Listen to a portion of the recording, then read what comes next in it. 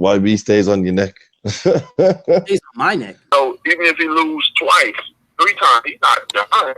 It's not over, you know. But we'll see, man. They boosted him up so high. You know what I'm saying? They made him seem like he was the guy. When the real was, we could see right through that armor, bro. Right. We knew it was just a matter of time. I knew it. My team knew it. A lot of the people that support me knew it. A lot of people in boxing knew it. Yeah. They just knew it. That's why they would never give me the fight. That's why they kept moving the goalposts each and every time. I swear, like that, each and every time. And I hate to go back down memory lane because every time I think about the situation, it makes me feel some type of way. Yo, my dons, make sure you hit that like button, comment, subscribe, and obviously hit the bell for notifications. Wow, I gotta admit, this particular interview really took me back down memory lane. It reminded me of how angry I used to be before Joshua lost to Ruiz, and in a way I'm glad, you know, I'm glad that we've got past this whole Wilder situation. And I know there's been a few conspiracies. In fact, I'm the one who started one of them off, but in terms of, did AJ lose this fight to kind of create a big commercial opportunity somewhere else because Wilder and Fury were fannying around, running away and didn't want no problems? This Ruiz situation has really de-stressed me. I haven't had to talk about Wilder ducking 50-50, Wilder turning down, Wilder trying to book fights in 7 years in advance, Wilder making out he's got fights signed when he hasn't got no fight signed, all this business. It was really quite it was an uncertain and it was a really uncertain time. Every day we'd hear about another excuse to give Wilder another year. Literally, that's what we were doing. Let's not forget, before the AJ vs Ruiz fight, AJ was begging to get a seat next to sweet-smelling Deontay Wilder. And Wilder came out the next day saying, "Oh, man, cock-a-doodle-doo, yeah, I got the fight booked with Luis Dinosaur Ortiz, man. Cock-a-doodle-doo, Joshua. Yeah, man, I can't do the fight with you because I've got Luis Ortiz." Luis Ortiz was like, "What fight? Pussy. Joshua, pussy. What fight? What fight? Joshua, what fight?" Luis Ortiz didn't even know what fight it was. Neither did Fury know what fight it was. No one had a clue. But apparently 2 fights were signed. And even now, 2 months later, we're still none the wiser about the Ortiz fight. Mental. Anyway, let's now talk about the topic of this video. And it frustrates me because you got 78 IQ points there, just sucking Wilder off. How was he listening to this stuff? But we already know that LDBC, the LD Bum C, are on the Wilder payroll. Well, they can't be on much of a payroll because he ain't making no money. That's the facts of the situation. Now, the facts of the situation. Wilder ain't making no bread for no one, apart from Al Heyman and Shelley Winkle. Anyway, so we hear Wilder start off by saying, "Yeah, man, cock-a-doodle-doo.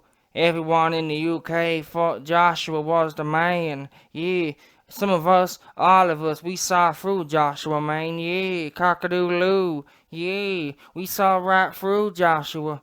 I thought, wait a minute. Some of us, let's clarify the first thing he said. The UK thought that Joshua was the man. Listen, Joshua is and was the man. He was running through all your work. All the people you didn't want to fight, Povetkin, which you ducked. Yeah? Let's not forget. People always say, YB, Wilder didn't duck Povetkin. Povetkin failed a drug test. Answer me this. Luis Ortiz also failed a drug test. But the WBC had no problem overlooking that and getting him in. Someone explain to me how Luis Ortiz can fail a drugs test and in less than 6 months he was fighting Wilder. Why didn't they do the same for Povetkin? I'll tell you why. Because Povetkin is not 66 years old. That's why. 100%. If in 20 years' time, I guarantee you, money on it, if Wilder's still boxing in 10, 15 years' time, I promise you, he will offer to fight Povetkin. But once Povetkin's about in his probably 61, 62, Wilder will then agree to fight him. 100%. He will. No doubt. He'll agree to fight Povetkin when Povetkin's in his 60s. That's the only way it will happen. That's why Wilder and the WBC had no problem making the Ortiz fight, and he failed drug test 6 months before. Someone explain that to me. 100%. Had no problem. So when people say, "Oh yeah, well, Povetkin," and by the way, Povetkin's offence was of illegal substance 6 months before, as it happened. That was a slight oversight, but either way, whatever way you want to cut it here, Wilder had no problem fighting juice heads. Had no problem doing it. Wilder's mandate is old juice heads. Old, shot, out of form juice heads. At least when AJ fought Povetkin was coming out a knockout win against Dave Chinny Price. But let's not get it twisted. Povetkin knocked out Dave Price. Ortiz has just gone life and death with Christian Hammer. Dave Price would completely demolish Christian Hammer. That's the equivalent here. 100%. Completely demolish Christian Hammer. I'll go 50-50 with Ortiz versus Dave Price, if I'm honest with you. I really would go 50-50 on that fight. Ortiz is shot. He's finished. Once you get to your mid-60s, it's ridiculous thinking you can fight. George Foreman at 50 is all fun and games. And in a way, actually, it's quite scary because just think, if Ortiz wins this fight, he will be the oldest heavyweight champion in history. Genuinely speaking, he'll be a 65-year-old heavyweight champion. Quite a feat, to be fair. In that sense, I hope he wins, just to prove something. That you can still box into your mid to late 60s. Anyway, that was the first thing. Oh yeah, no, actually, we haven't covered up the first thing because that was only one fight. AJ mauls Povetkin within an inch of his life. Something that Wilder wanted no parts of. Who else didn't Wilder want no parts of? Takam. Wilder wanted none of Takam. How many times did Wilder try and fight Takam? On a serious note, look at Wilder's resume. Take Fury out. Who on Wilder's resume would Takam not maul or have a 50-50 fight with? Ortiz and Takam would be a cracking fight. That would be a 12-round war, in my opinion, because Takam comes to fight. Yeah?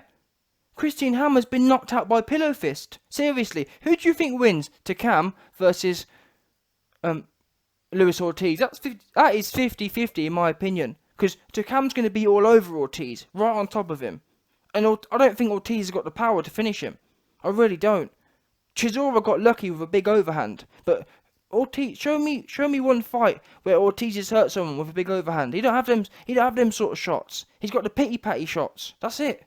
He couldn't even hurt Dave Allen, who was 50, who weren't even training.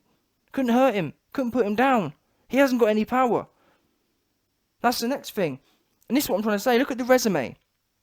Everyone on AJ's resume would maul anyone, the best fighters, on Wilder's resume. 100%. Who else is there? Klitschko. Another perfect fight. Wilder wanted no parts of Klitschko. He wanted none. He won the belt and didn't want no issues with Klitschko. Oh man, we're only a little baby. Deontay Wilder, cock-a-doodle-oo, he a little heavyweight. He a baby in the heavyweight division. That's what his manager told everyone. He didn't want no parts of Klitschko. Klitschko I'll tell you what, this is what Klitschko would have done. Wilder would have stepped in with his jab, yeah. Klitschko would have parried the jab and dinged a short right hand, because you've got to remember, Wilder throws his right hand from Timbuktu, yeah? As Wilder steps in with a jab, Klitschko would have parried his jab and stiffened the same short right hand which caught AJ would have caught Wilder flush, because it's quicker, yeah? When you think about maths, when you think about vectors, the vector that Vladimir Klitschko shoots, it's straight, direct line of sight. Vladimir Klitschko has line of sight accuracy, line of sight range. Wilder doesn't. Wilder has some gravity,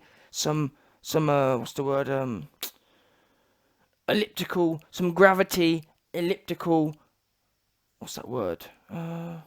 Orbital thing where he spins it right round. He bowls for the Ashes. He pitches for the Yankees. Yep, right over. He swings it over. So he would have got timed. Jab would have been parried, and he'd have been on the end of a very short right hand. The same one that caught AJ. The difference is, AJ got a world-class chin. AJ got hit with a short right hand and sat down and laughed at it. Wilder would have hit the nay-nay again and been out cold. He would have been Fury 2.0'd. You'd have heard him on the floor going, like we heard Fury the other day. That's what you would have heard from him, 100%. You will hear them same noises. Wilder talks about by his ancestral. Listen, you'll be hearing him ancestral Asgardian dialect. That's what you hear from him. That's what you would have heard if he'd dared get in there with Klitschko. He would have timed him and ended up on a short right hand. That would have been it. Lights out. He don't have a world-class chin like AJ does. Don't care what no one says. Someone show me a time when AJ's eyes have been rolled in his head. Wilder's eyes have been rolled in his head. In the amateurs. Fact. 100%. No doubt. And who else have we got actually what's on the resume? Who else is there that Wilder don't want no parts of? Oh, look, well and behold, the flagship resume, the flagship Don, Dillian White. Lo and behold, AJ steps up after having lost to him in the amateurs.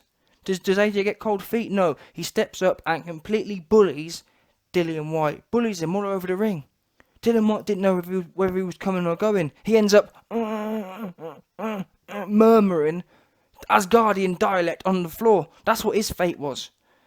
Meanwhile, Wilder, how many years later? Wilder, 5 years later, don't want no problems with Dillian White. AJ's victims are the people that Wilder is scared of. Do you understand that? It's a dread situation here. Wilder's best fights versus Fury. AJ wanted Fury all day. AJ wanted Ortiz all day. Do you understand that? Wilder's best victory is AJ gets rock hard over. AJ gets aroused by Wilder's best wins. He sees Wilder fight these people and it gets him gassed. It turns him on. He thinks, oh, they look sweet. Did it not? Was he not begging to fight Ortiz? Was he not offering Ortiz 20 times highest payday to get in there with him? He was begging to get his hands on him. He didn't want any problems. Joshua pussy. Joshua pussy. Joshua pussy. My bag liver face. My bag liver face. That's what he was saying. Bro, Ortiz, you look like an old liver bag. Your face looks porous. It looks porous liver bag face, mate. Yeah? Anyway. That was that. At least we got that clear now. So when Wilder says, oh, they all thought he was the man, AJ is the man. AJ has a top 3 record all time for resumes. Do you understand that? And any of you historian dons, you can pull me on this. I'm putting out there. Anthony Joshua has an all-time great top 3 of all-time heavyweight resumes. Someone historically show me who in heavyweight history has a better resume to 23 fights. No one. If anyone, Joshua's in top 3. I've looked it up myself. Joshua is top 3 all time. Facts, 100%.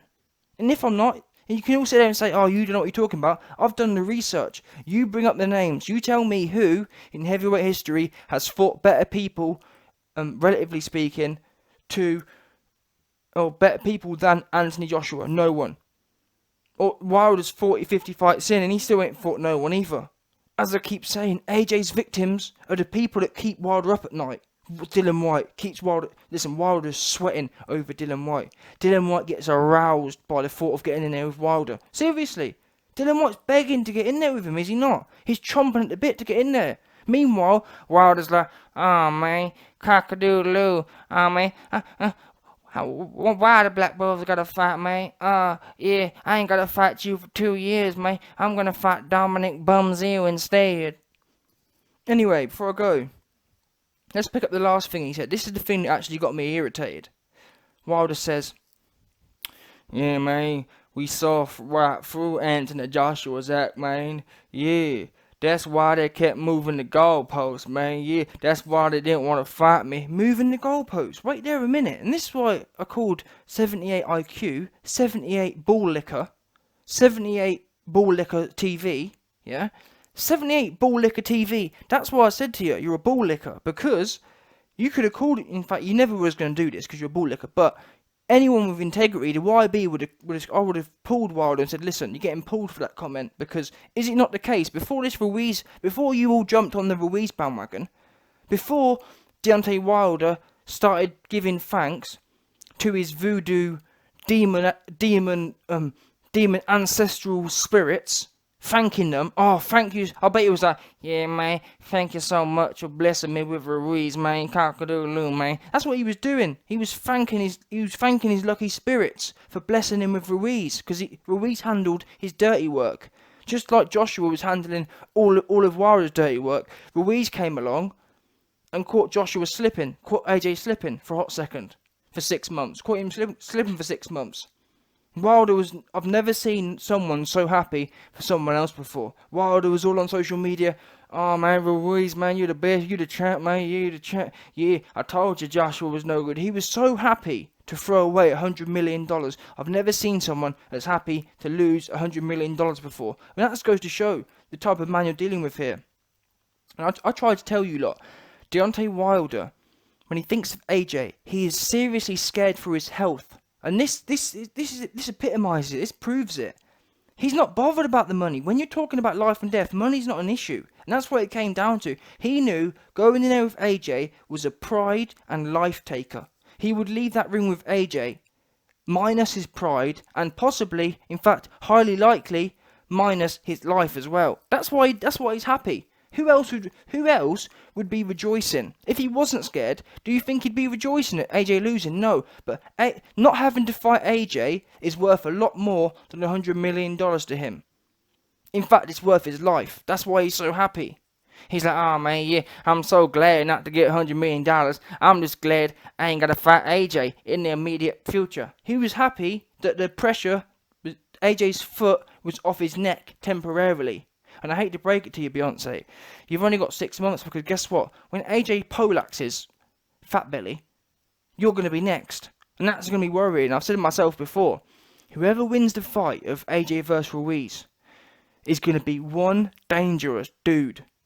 Because the dude, as I said, the man who wins that, if AJ beats Ruiz, yeah, he will have proved he is a bad, menacing man, a truly scary individual. Do you understand that? Ruiz has a great Mexican chin, and AJ on his worst day put him down. Ruiz was stunned. Ruiz looked like he saw a damn ghost. Seriously, watch that fight back. Watch how AJ put him down. He looked like he saw a ghost. He looked like, oh, AJ's got that ghostly power. Yeah, he's got that spiritual power. He'll make you see like you've seen a spirit. That's the bottom line of it. On his worst day, what do you think is going to happen when AJ goes in there menacing? Ruiz is going to be splattered, and the bookies are going to be ringing everyone up trying to get the 10-1 odds again back. It'll be too late then. All the UK fans would have cashed in on these dodgy odds. But anyway, as I was saying, you sit there saying, oh yeah, AJ's team kept moving the goalposts. AJ's team for the last 4 months have been begging to get a meeting with you. They've been begging to get in there with your sweet smelling aromas. Have they not? Asking to meet, sending you $100 million offers, $40 million apiece, 60-40 offers. Talking about after the Ruiz fight, we can maybe even entertain 50-50. So what do you mean moving the goalposts? In fact, you're the one who moved the goalposts. Initially, you wanted a split. You got a split. Then you talked about 60-40. Then you got that. Then you didn't even want 50-50. Yeah, man. Blue Balls tried to set everyone up. Blue Balls tried to slay all the UK or all the rational people. He asked you. He said, "Yeah, man. Why'd you think about 50-50?" Deontay Wilder goes, "Oh man, I don't know, man. We got plans, man. We got Adam Kalinowski. Yeah, man. We got Luis Dinosaur Ortiz, man." What? Wait a minute. I thought you wanted 50-50. I thought that was your only demand. And that exposed it all. And in a way, you know what? At least I won't have to talk about a video like this for a while, because we're all done with that now. These next 6 months, we can actually concentrate. I'm glad to be concentrating, because even though me and Ruiz have our back and forths, essentially we have our back and forths, at least with Ruiz, fair play to him, because, as I said, we have our back and forths, but ultimately, AJ has balls, he gets in the ring. Ruiz has balls, he gets in the ring. So whilst we can argue and debate different points and go through the news cycles, at least we know these are two bad men who are going into the ring bad. I realise the difference. When I talk about AJ now, or when I talk about Ruiz, I don't have that real venom, because I know they're both men who are going to get in the ring. What used to irritate me with Weasley Wilder, with B-I-T-C-H Beyonce, was that he would talk a whole gang, but then didn't want to get in the ring. He was Weasley. He just wants to run away and talk and fight bums. Look at the Dillian White situation. thankfully for us, AJ's predisposed or indisposed with Ruiz. Dillian Whyte's out here fighting top contenders back to back because Wilder is scared for his life again and don't want no problems. He wants to run around the peripherals talking. And that's why this whole Dillian Whyte situation, it gets my blood boiling again. Because this pussy Wilder don't want to fight no one with any troubles in the hand.